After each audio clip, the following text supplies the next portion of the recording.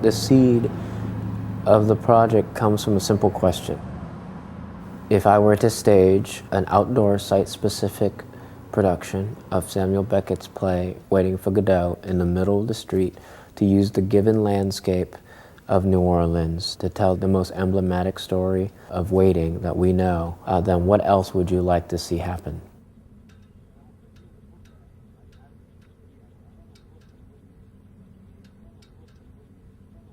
What does it mean to bring something like a play into a devastated landscape like New Orleans in such a way that not only becomes aesthetically interesting but locally sustainable?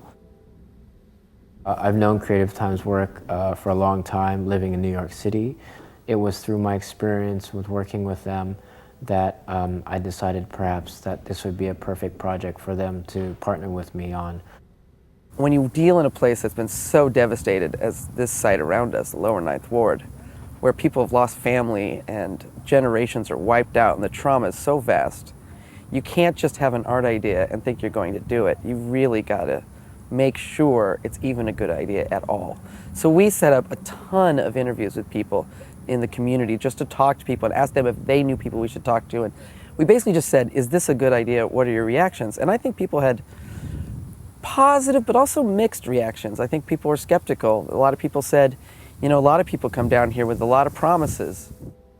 Well, like any community, and if you have been through 2 years of promises, of people saying they're going to do something, they want to help you, you back off and you investigate to make sure. Just meeting Paul, I saw his concern. It wasn't just a hit and miss, come in here, get some notoriety and then ride off on your horse and say, yippee, we did this for these people who are hurting. But I saw a deeper involvement. How y'all doing? Yeah. Give me your name. Okay, Hilda and Albert Clark. How you doing, Mr. and Mrs. Clark? Doing fine. Okay. And, my mom's house was right back here. That's where I say I've seen And you. also our home is right there on the corner, the Yellow House of Tennessee. Okay. Yes. Okay. That's our home as well. All right. We had to talk to the people who actually lived in the sites. This is certainly the way that I came to work with and admire Robert Greene, who lives in a FEMA trailer on Tennessee Street, half a block away from the play location. I've been named the ambassador of the Ninth Ward. I grew up playing football in the streets here. My children played football in the streets here. My grandkids and I used to walk the street every day speaking to my elderly neighbors. And most of my neighbors want to come back. Most of my neighbors are struggling to come back. And basically that's why I'm here. I love when people tell me this was the first area where blacks were allowed to own property. I have a habit of always inviting people into my house. And Paul Chan came one afternoon. He gave me the Creative Time brochure that he did, and I read the whole brochure. And after reading it, I gave Paul a call back. I said, let's not waste time with idle discourse, meaning why waste our time talking about what you want to do? Just tell me what I can do to help you. We didn't want to have somebody coming all the way from New York to do some good for us, and two people show up. Me and Paul just started going together to different places. We went around to the churches. We went to Martin Luther King School. We went to Close Cuts Barber Shop. We went to Mickey B's bar. We had a potluck dinner at Ronald Lewis's house. When we were at the potluck dinner, they had so many people there that I knew that this would be a good production. It would be a good turnout. It would be well supported because there were so many different aggregations of people, different people from all walks of life there. After reading Waiting for Godot, it's really a relevant play. It's a well thought out idea to use this play in the Ninth Ward, to use this play in the Katrina aftermath, because basically everybody knows about waiting, whether you're waiting for FEMA to call you, whether you're waiting for the Road Home to call you, whether you're waiting for Red Cross to give you an appointment that's 3 months down the line. Everybody knows about waiting. But one of the things about waiting is if you leave and give up, then you lose out.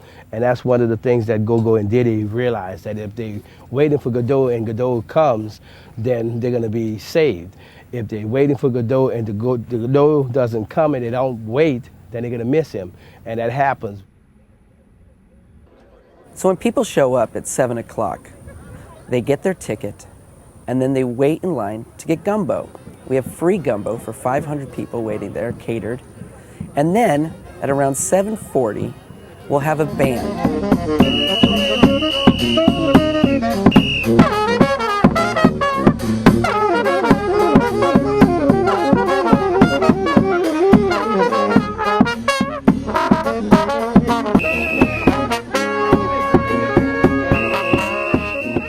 Each night, the band will march the gumbo-eating happy people 2 blocks down the street, and then the people filter in to the seating, at which point everyone sits down and the play begins.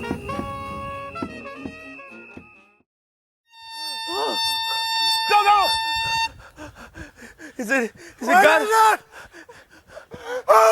Is it Gatto? At last, reinforcements at last! Is it Gatto? We were beginning to weaken, and now we're sure to see the evening out.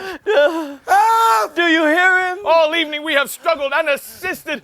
Oh, we are no longer alone, waiting for the night, waiting for Godot, waiting. All evening we've struggled and assisted, and now it's already tomorrow. Time flows again already.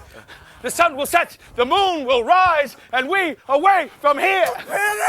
Poor Pazzo. Oh, I knew it was him. But it's not. I knew it was him. Who? Gatto. Gatto. It's not Gatto. It's not Gatto. Then who is it? It's Pazzo. Help me up! He wants to get up. Let's go. We can't. Why not? We're waiting for Gatto. After I realized that it was a completely moronic idea for me to direct the play as well as do the organizing work around the play, I reached out to the Classical Theater Harlem, and the more we talked, the more we realized that we had common interests about what it means to do theater, what it means to do art, and what it means to do it in a place like New Orleans. As the artistic director and as an artist, what I value above all else in this project is the innovation that comes from not only the front end and the back end. The front end being the play and the back end being what it means to really create an experience outside in the middle of the street in a devastated city. The organizing involved in doing this project not only went into the actual production of the play, but the production of a public that is incredibly divided and tired and waiting still for things to come. This is real. It's not something that we're putting on to fictionalize. It's real people's lives.